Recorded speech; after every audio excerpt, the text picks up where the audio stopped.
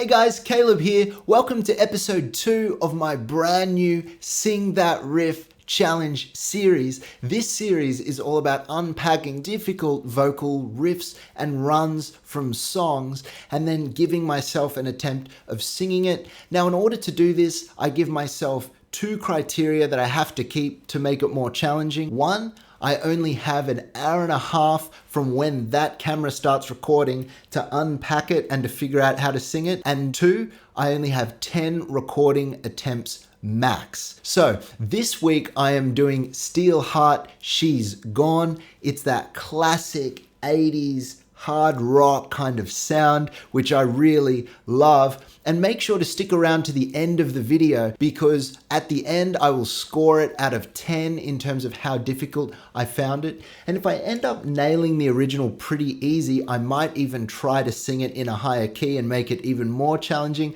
We'll see how we go. Anyway, let's watch the original, then I'll play on my keyboard, figure out what's going on with the riff before we then head over and I give this riff a go.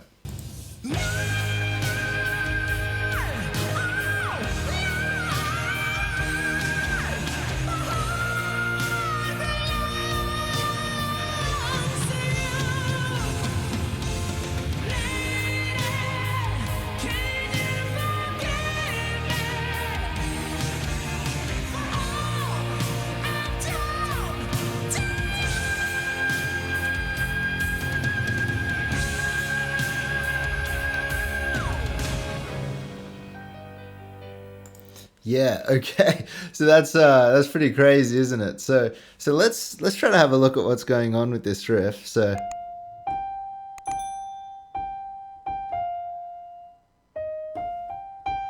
yeah, so he's going basically all the way up to the G, and it's not just about how high it is, although it is really high. It's also that piercing, sharp tone that he hits it in. And so after he hits that little riff, let's listen, and he does a little kind of like semitone up and down thing. Let's listen to it. Okay, so he does that.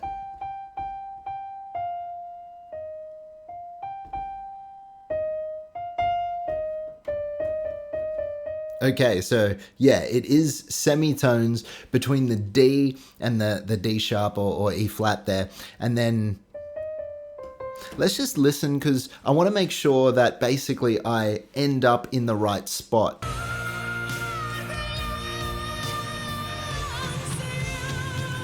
Yeah, so when he does that, he does this. And he hits the C a few times there to kind of round it off. Let's listen to a live version and see if he does the same thing live.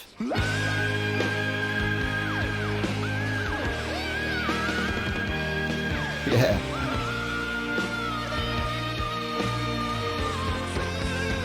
Yeah, he does the same thing.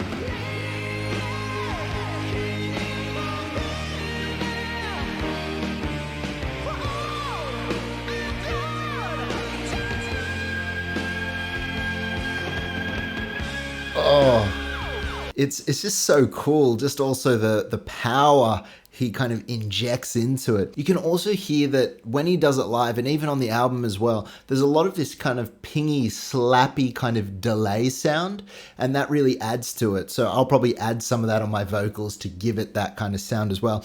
Now, he does a G, so if I manage to nail the G pretty quickly on some of the first attempts, remember, I only get 10, I'll try maybe even to do a bit higher. Maybe I'll go up a semitone, maybe even 2 up to the A. First, I'll sing over the original, just over the top, and then you'll hear an isolated version afterwards. If I end up going higher, then I'll just pitch shift the original track. So he'll sound a bit like a chipmunk, but don't mind that. I'll sound normal, and then I'll also do the isolated vocals as well. All right, I think I'm ready. Let's head over and do some recording. Okay, here we go. Attempt 1, original key.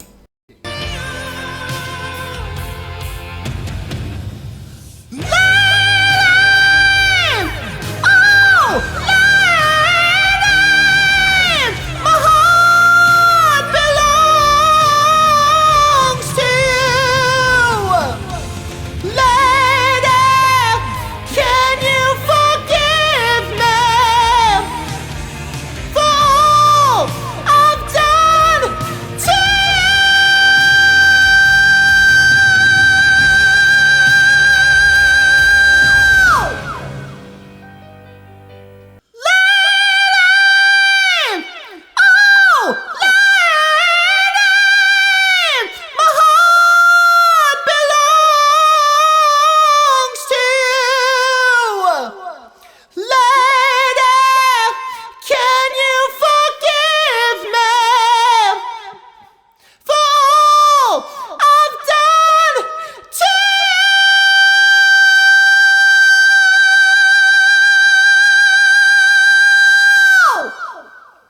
Okay, I kind of almost screwed up the lyrics at one point, so that wasn't super confident, but I felt pretty comfortable. So rather than kind of doing it again and trying to get it perfect, why don't we go for one semitone up from the original? Let's do it.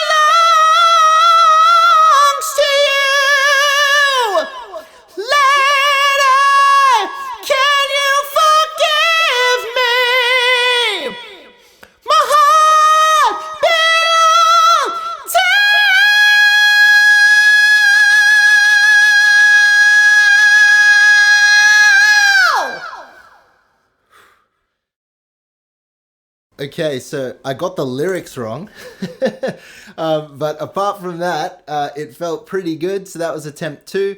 That was up one semitone. When I was holding that note at the end, I'm trying to get it with as much mixed voice power as possible without collapsing my chords into like a reinforced falsetto, but keeping it that powerful mixed voice. So I did find that a little bit tricky. By the time you get to the end of it, you've got to keep up that energy, but so far so good. So let's try to do it 2 semitones above the original.